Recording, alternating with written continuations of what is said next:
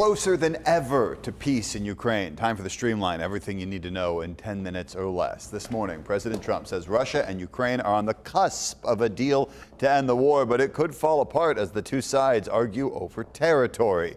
The president spoke with the leaders of both countries over the weekend. Ukrainian President Vladimir Zelensky was at Mar-a-Lago. He presented a 20-point plan. It includes stronger security guarantees and a demilitarized buffer zone in the contested areas of Ukraine.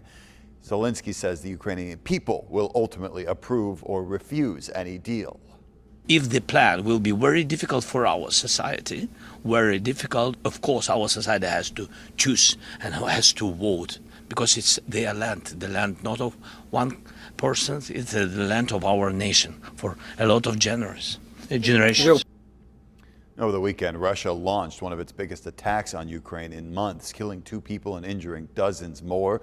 Both Zelensky and Trump said peace talks will continue in the coming weeks. It could include a meeting with European leaders at the White House. And today, the president plans to meet with Israeli Prime Minister Benjamin Netanyahu. They will talk about the next phase of the peace agreement between Israel and Hamas. Netanyahu is expected to demand that Hamas disarm before Israeli troops withdraw any further from Gaza. Two leaders are also expected to talk about Iran and whether another strike is needed to disable Tehran's ballistic missile program. Many people trying to travel after the holiday are facing delays and weather dangers. Storms are dumping snow and ice across much of the Northeast. In the Midwest today, forecasters say blizzards could affect millions of people. The freezing, snowy conditions forced a ground stop at Chicago O'Hare yesterday. This morning, the FAA is already warning about possible ground stops or delays at more than a dozen airports. That includes Boston, JFK, Philadelphia, and Detroit. FlightAware shows there are already more than 900 delays and more than 600 cancellations. We want to show you this new video here from New Jersey. It shows 2 helicopters that crashed into each other in midair. This happened Sunday morning. One pilot was killed. The other pilot rushed to the hospital in critical condition. Video shows one of the helicopters there spinning out of control before crashing near the airport where it was taking off. Police officials say reports were they were flying in tandem and close together. It's unclear why, though. A woman who saw the crash rushed to the wreckage with her husband and neighbor and comforted one of the pilots. There was a man in there. He was conscious and breathing and, kind of just looking around. And the only thing I could think to do was just hold his hand and talk to him. So I just laid in the ground next to him and just was hey, we're here. Don't worry. Records show one helicopter was privately owned. The other belongs to a charter company. No word yet on what caused the crash. The 5 freeway is back open this morning after a massive break in a natural gas line caused the freeway to shut down over the weekend. The sight and the smell prompted safety concerns, which is why the freeway closed. You saw that huge traffic backup through Castaic in LA County. This lasted for hours. Thousands of people had to shelter in place. The incident was initially reported Saturday afternoon. The cause of the gas leak is still under investigation, but SoCal Gas acknowledged there was significant land movement in the area after the recent storms. A train accident in Mexico killed 13 people Sunday. 98 others were hurt. The train runs through Oaxaca and Veracruz. It links the Pacific Ocean to the Gulf of Mexico. 250 people were on board when that train derailed. Now officials from the Mexican government are helping with the investigation to figure out the cause. In Texas, authorities say this missing 19-year-old is now in what they're calling imminent danger. Camila Mendoza Olmos went missing on Christmas Eve in San Antonio. Police believe the last time she was seen was on this neighbor's security camera just before 7 a.m. They say it shows her digging through her car, then she walked away with just her keys, leaving her phone in the house.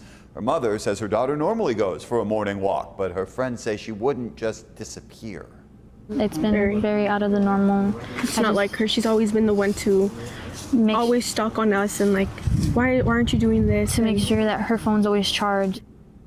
The community's done search parties every morning since she disappeared. It includes the sheriff's drones, even cadaver dogs. The FBI is offering assistance, and Homeland Security is also checking border crossings.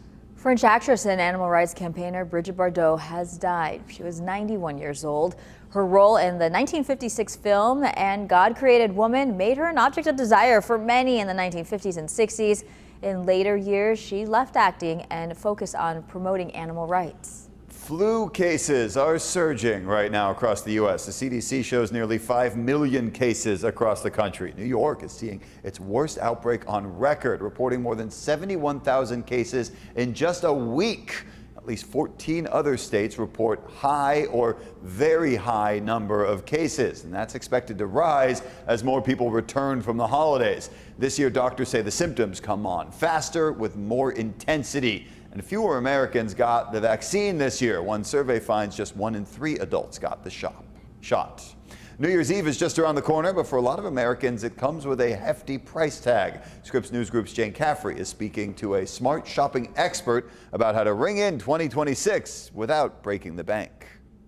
On New Year's Eve, 63% of Americans will spend at least $50 on food and drinks. In the country's largest cities, New York, Los Angeles, and Chicago, a couple could spend upwards of $700 on dinner and a show. We're getting expert tips on how to ring in the new year without getting a financial hangover. New Year's Eve. Treat myself. It's a night when many are ready to splurge. Probably spend a lot. And put the budget aside. We're actually going to check out Lisa Vanderpump's new restaurant. For New Year's Eve, we probably won't keep a budget in mind. For any other night, though, yes, we do love to keep a budget or use dining applications to save money. Smart shopping expert Trey Bodge says you don't have to skip the fun to save money. New Year's Eve can really be a big expense on top of all of the shopping and entertaining that we've been doing. So it's really important to look for ways to save wherever we can. Her first tip, cut costs around the big event and not the event itself. Maybe you don't buy a new outfit this year. Maybe you use something in your closet or swap with a friend.